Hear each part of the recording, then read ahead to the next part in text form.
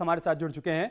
शबाब, मोदी सरकार के दूसरे कार्यकाल का पहला विस्तार होने जा रहा है। करीब करीब नाम भी सामने आ गए हैं जिनको मंत्रिमंडल में शामिल किया जा रहा है। इन्हीं नामों में एक नाम कौशल किशोर का भी है, जो कि दलित समुदाय का प्रतिनिधित्व करते हैं। 2022 में विधानसभा चुनाव होना है, दलित वोट बैंक को भी साधना है, उसको ध्यान में रखते हुए उनका नाम शामिल किया गया है मंत्रिमंडल में। बिल्कुल, देखिए इस बात में कोई दो राय नहीं। उत्तर प्रदेश में अगले साल चुनाव होने विधानसभा के, उससे पहले जो एक बड़ा कैबिनेट का रिशफल है, जो प्रमोशन है, इसमें लखनऊ के मोहनलालगंज से सांसद कौशल किशोर को जगह मिल रही है। कौशल किशोर ने आज दिल्ली में हमारे सहयोगी से बात करके इस बात की पुष्टि भी की है और उनके नाम की घोषणा होने के बाद से ही उनके संसदीय क्षेत्र में जो है अमित, वो एक उत्साह का माहौल है। हम इस वक्त आपको कौशल किशोर के घर ले आए हैं, जहां के बाहर उनके जो समर्थक हैं, उनकी जो पत्नी जो मौजूदा विधायक हैं इसी क्षेत्र से, उनके जो बेटे हैं, वो पूरे इलाके में लड्डू बांटते फिर रहे हैं, एक दूसरे का मुंह मीठा करा रहे हैं। और जैसे ही ये खबर यहां तक पहुंची है, उसके बाद से जो उत्साह है वो जो है वो बहुत जो है दिख रहा है। विधायक जी हमारे साथ हैं, उनसे ही सीधे बात करते हैं। कब मालूम पड़ा कि सांसद जी जो हैं वो अब मंत्री बनने जा रहे हैं? कब बात हुई उनसे? आज हमारी क्षेत्र में बैठकें लगी थी, हम लोग मीटिंग कर रहे थे और तो वहाँ मीटिंग से हम दूसरे गांव गए तो वहाँ पे सांसद जी का फ़ोन आया कि हम मंत्री बन गए। तो हम सांसद जी को बहुत बहुत बधाई दी कि चलिए आज हमारी जनता की, जो क्षेत्र की जनता की आज खुशी पूरी हुई है। 6 साल बीत गए थे, पहले कार्यकाल में सांसद जी को मंत्री नहीं बनाया गया। मेरी जनता की कामना थी कि इसी सबसे पहले कार्यकाल में सांसद जी को मंत्री बना दिया जाता, नहीं बनाया। अमित शाह जी से भी बात हुई थी? अमित शाह जी से भी बात, अमित शाह जी भी एक मीटिंग मोहनलालगंज में हुई थी, तो अमित शाह जी ने कहा था कि कौशल जी आप जीत के आइए, हम आपको बहुत बड़ा देखना चाहते हैं, बहुत बड़ा आदमी बना देखना चाहते हैं। तो आज ये 6 साल हो गए हैं, 7वां साल लग गया है। आज मेरी जनता की सारी खुशियाँ पूरी हुई है। आज मंत्री पद को, सांसद जी को बधाई देने कब जा रही हैं फिर दिल्ली? आज हम ये 6 बजे वाली फ्लाइट से जा रहे हैं दिल्ली। जी, फिर जब वो लौटेंगे तब कैसे स्वागत होगा उनका? तो एयरपोर्ट जाएंगे, वहाँ सांसद जी का माला फूल से दीपक जला करके उनका स्वागत होगा। कहीं आपने मन्नत भी मानी थी, हमने पढ़ा था। जी, अभी हम कैला देवी गए थे, तो आज 4था दिन हो गया है।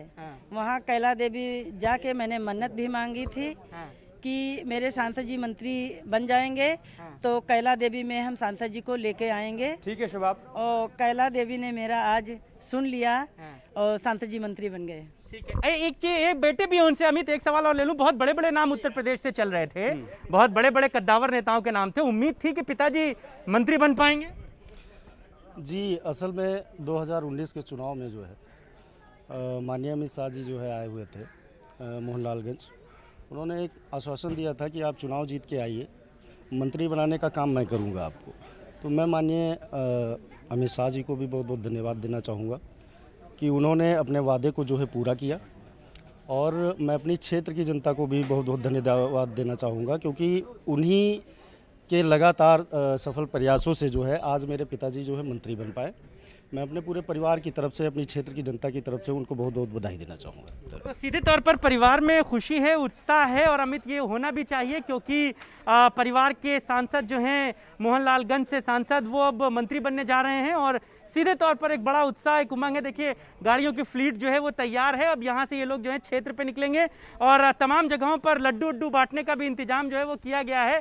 सारी फ्लीट की गाड़ियाँ तैयार हैं, यहाँ से अब लड्डू बांटा जाएगा। उसके बाद जो मौजूदा विधायक हैं वो यहाँ से जो है दिल्ली के लिए रवाना होंगे। हमारे साथ रामगोपाल वहाँ से हमारे साथ हैं, उनके पास चलते हैं।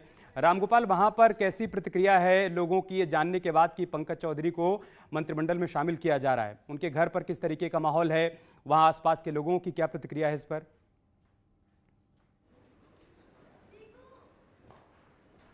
बिल्कुल, पंकज चौधरी के लिए तो आज का दिन दोहरी खुशी लेकर आया है, क्योंकि पंकज चौधरी एक तरफ जहां आज मंत्री बनने जा रहे हैं, वहीं कल उनकी बेटी की शादी गुड़गांव में है। तो जो परिवार के लोग हैं या जो उनके अपने खास लोग हैं वो सभी गुड़गांव निकल गए हैं और इसी 14 तारीख को जम्मू में उनकी बेटी की शादी है। उनके घर में जश्न का माहौल पहले से चल रहा था। आज मोदी मंत्रिमंडल में उनको जगह मिल गई है, तो जितने भी समर्थक हैं वो इस वक्त चले गए हैं, जो है दिल्ली, गुड़गांव और जम्मू के लिए प्रस्थान कर चुके हैं। इस वक्त मैं उनके घर पे खड़ा हूं, उनके घर पे इस वक्त कोई नहीं है, सिर्फ आसपास के कुछ लोग हैं जो यहाँ पे काम करते हैं, यहाँ पे रहते हैं, उन्हीं से जानेंगे। आप बताइए कि आज मंत्री बन रहे हैं, किस तरीके से आप लोग महसूस कर रहे हैं? बहुत अच्छा, बहुत खुशी है जी। खुश है? बहुत खुशी फील हम लोग को है। खुश है मंत्री बनने से? खुश है हम लोग। खुश है। तो ये अगल बगल के जो लोग हैं ये बेहद खुश हैं।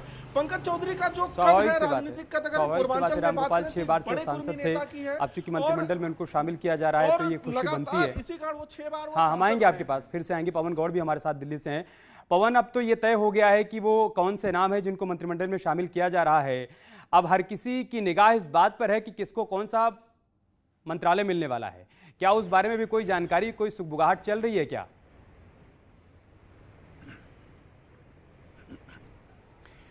देखिए, आपको बताना चाहूँगा कि जिस तरह से ये पूरा अब लगभग तस्वीर जो है वो साफ हो गई है, और अभी जब 6 बजे शाम को जब शपथ होगी तो पिक्चर और थोड़ी क्लियर होगी कि किसको राज्य मंत्री मिलने वाला है और किसको कैबिनेट मंत्रालय मिलने वाला है। और अगर आपने बात की, अगर कौन कौन से मंत्रालय की अगर बात करते हैं, तो मंत्रालयों का जो डिस्ट्रीब्यूशन है वो या तो देर रात तक हो सकता है या कल सुबह तक हो सकता है, क्योंकि अभी तक ये सब जो वो है, पहले प्रायोरिटी है सभी मंत्रियों को शपथ दिलवाने की, और उसके बाद में फिर उनका विभागों का डिस्ट्रीब्यूशन बाद में किया जाएगा। क्योंकि प्रधानमंत्री लगातार, जो आपने देखा कल से हमने लगातार खबर चला रहे हैं कि 6 तारीख से लेकर 8 तारीख तक के जो सभी कार्यक्रम थे, प्रधानमंत्री ने अपने वो सभी कार्यक्रम और मीटिंग्स जो हैं वो रद्द कर दिए थे। उसका कारण यही था कि उनको पहले लगातार अपना होमवर्क पूरा कर लेना था कि किसको बनाना है, किसको ड्रॉप करना है। तो कल रात को जब बैठक हुई तो फाइनल कॉल इस पर कर ली गई। उसके बाद में सुबह से लगातार लोगों के पास फ़ोन आना शुरू हो गया, और अब जब सुबह हमने देखा कि प्रधानमंत्री ने जितने भी लोग जो मंत्री बनने वाले थे उनको चाय पर बुलाया, उनसे बातचीत की और उनको बताया कि किस तरह उनको आगे बढ़ना है। जो हमारी तमाम जो मंत्री बनने वाले जो लोग हैं जिन्होंने मुलाकात की, उनसे जब हमारी बात हुई, उन्होंने कहा प्रधानमंत्री का साफ मंत्र है कि मेहनत करनी है, ज़मीन पर बने रहना है, और जो सरकार की नीतियां हैं उनको लगातार ज़मीन तक कैसे पहुंचाना है उसके काम में लगा रहना है। यही एक मूल मंत्र है, यही सबसे बड़ा एक कारण है, तरीका है कि आप जनता के बीच में अपना जगह कैसे बना पाते हैं। आपको याद हो कुछ दिन पहले जब प्रधानमंत्री ने सभी लोगों से बातचीत की थी, जब जनरल सेक्रेटरीज की मीटिंग हुई थी, उसमें भी यही मंत्र दिया गया था कि आपको जनता के बीच में जगह बनानी है, उनके दिल में जगह बनानी है। तो यही बात यहाँ लोगों से कही गई कि आप मंत्री जरूर बन रहे हैं, लेकिन मंत्रालय जो है वो एक पद नहीं है, वो एक दायित्व है, वो एक जिम्मेदारी है। आपको जिस भी मंत्रालय में जो भी दायित्व मिलता है उसका निर्वहन करना है, उस मंत्रालय की, उस विभाग की सारी योजनाएं जमीन तक पहुंचानी है आपको। ये आपकी बहुत बड़ी जिम्मेदारी है, और यही दिशा तय करती है आगामी 2024 के चुनाव की बात करें या उससे पहले 2022 के उत्तर प्रदेश चुनाव की बात करें। तो लगभग तस्वीर पूरी तरह साफ हो गई है। 7 लोग उत्तर प्रदेश की अगर बात करें, 7 लोग, जिनमें 6 लोग बीजेपी से और 1 अनुप्रिया पटेल अपना दल एस से, जो बहुत प्रतीक्षित था उनका नाम। तो इन 7 नामों पर अगर हम गौर करें, इन 7 नामों पर गौर करें अगर बात तो जातीय समीकरण को भी साधने की पूरी कोशिश की गई है। क्या वो मैसेज कन्वे हो पाया जो देने की कोशिश की जा रही है सरकार की तरफ से?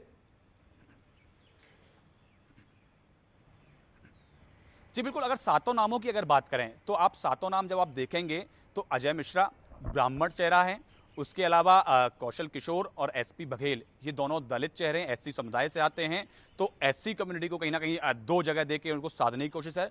और उसके अलावा और जो 4 लोग हैं, चाहे वो बीएल वर्मा की बात हो, चाहे भानुप्रताप वर्मा की बात हो, चाहे पंकज चौधरी की बात हो, ये सब लोग जो हैं वो, और अनुप्रिया पटेल, ये चारों लोग जो हैं वो ओबीसी समुदाय से आते हैं। तो पूरे प्रदेश भर से प्रतिनिधित्व कैसे मिले, और सभी अगर जातिगत, क्योंकि 2022 के चुनाव से पहले आपको विकास की बात तो करनी ही है, लेकिन चुनाव में कहीं ना कहीं जातिगत समीकरण भी फिट करने पड़ते हैं, वो और क्षेत्रीय समीकरण भी फिट करने पड़ते हैं। तो ये अपने आप में बहुत महत्वपूर्ण होता है, तो उनको भी पूरी तरह साधने की कोशिश की गई है। अगर बात करें बीएल वर्मा की, जो राज्यसभा सांसद हैं, वो कल्याण सिंह के बड़े करीबी माने जाते हैं, और कल्याण सिंह का खासकर अगर पश्चिमी उत्तर प्रदेश का ये क्षेत्र है, जो अलीगढ़ की बात करें, बुलंदशहर की बात करें, डिबाई की बात करें, पूरे क्षेत्र की बात करें, तो तो लोधे राजपूत जो है उनके बहुत बड़े नेता और माने जाते थे कल्याण सिंह, तो कल्याण सिंह के बड़े करीबी हैं, उनको कहीं ना कहीं मंत्रिमंडल में जगह देके उस पूरे क्षेत्र को साधने की कोशिश है। तो आप देख सकते हैं कि दो वाक्य में इसको पूरा समझा जा सकता है पवन की, एक तो जातीय समीकरण को भी साधा गया है और क्षेत्रीय समीकरण को भी साधने की पूरी कोशिश की गई। आप तीनों बने रहे हमारे साथ, हमें एक छोटा सा ब्रेक लेना होगा।